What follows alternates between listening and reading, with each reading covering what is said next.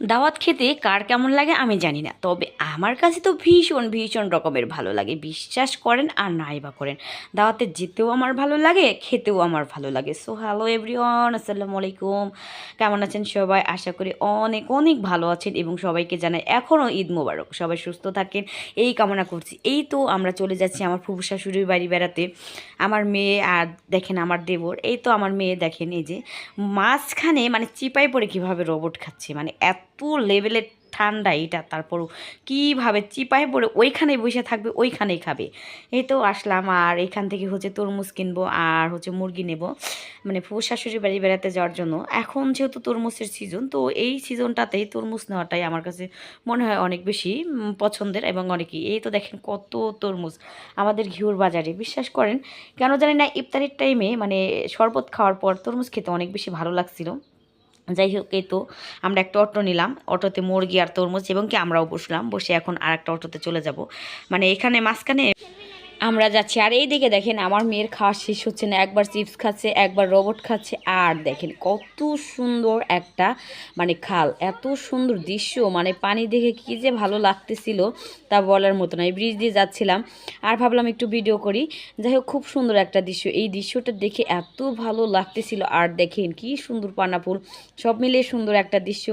রাস্তাটা হাঁটতে হাঁটতে মানে যেতে যেতে আমরা প্রায় আমার ফুফু শাশুড়ির বাড়ির কাছাকাছি।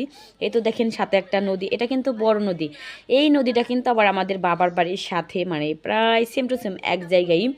যাই হোক, এই তো সুন্দর নদী দেখতে দেখতে প্রায়ই আমরা চলে এসেছি। আর এই যে সুন্দর নদীর হিমেল হাওয়া এত ভালো লাগতেছিল যেটা বলার মতো না। দেখেন কত মানুষ গোসল করতেছে। আর এই তো বলতে বলতে আমরা চলে আসলাম আমার ফুফু শাশুড়ির বাড়ি। এই তো এসে দেখি ফুপুদের বাসায় হচ্ছে এই যে গেরস্ত বাড়ি যাকে বলে এক কথায়, বোটটা আর হচ্ছে এই যে কলাইয়ের বোতল। আর এই দিকে দেখি আমার ফুফু শাশুড়ি পিঠা বানাচ্ছে, সে দেখি। তো ফুপুকে উঠিয়ে দিয়ে এখন হচ্ছে পিঠাগুলো আমি বানাবো, কেননা আমি এমনিতে অনেক ভালো পিঠা বানাতে পারি।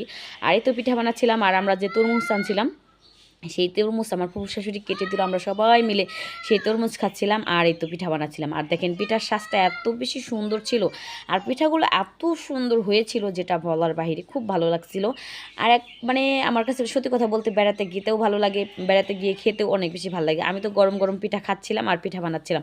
আর এদিকে হচ্ছে ক্যামেরাম্যান আমার মেয়ে কি সুন্দর করে সে ভিডিও বানিয়ে দিচ্ছিল। আর এই তো দেখেন কত পিঠা বানাচ্ছিলাম, সব মিলিয়ে এত ভালো লেগেছিল, মানে এত সুন্দর একটা সময় পার করছিলাম যেটা বলার মতো না, অনেক ভালো লেগেছিল। এই তো সবগুলা পিঠা প্রায়ই বানানো শেষ, অনেকগুলা পিঠা বানাইছি আমি। আর পিঠা বানাতে বানাতে মানে এই যে শেষ পর্যায়ে এটা মানে আমাদের গ্রামে আমরা সাজের পিঠা বলি। এই সাজের পিঠাগুলো গরম গরম গরুর মাংস সুরা দিয়ে খেতে কী যে ভালো লাগে। আর পিঠাগুলো এত সফট, এত নরম ইয়ামি হয়েছিল যেটা বলার বাইরে। আর এই তো দেখেন গরুর মাংস দিয়ে এই পিঠাগুলো খাচ্ছিলাম, কী যে ভালো লাগতেছিল যেটা বলার বাহিরে। আর গরুর মাংসগুলো অনেক সুন্দর সফট আর মজার হয়েছিল। এটা হচ্ছে আমার জাল মানে আমার দেবরের বউ রান্না করছিল। আর এই তো আমি মাংস নিয়ে খাচ্ছিলাম আর এত ভালো লাগতেছিল মানে। আর এইগুলা খেয়ে দিয়ে আমরা চলে যাব। আর আজকের ব্লগ ভিডিওটা এই পর্যন্তই। সবাই ভালো থাকবেন, সুস্থ থাকবেন, দেখা হবে নতুন একটা ব্লগে। আল্লাহ হাফেজ।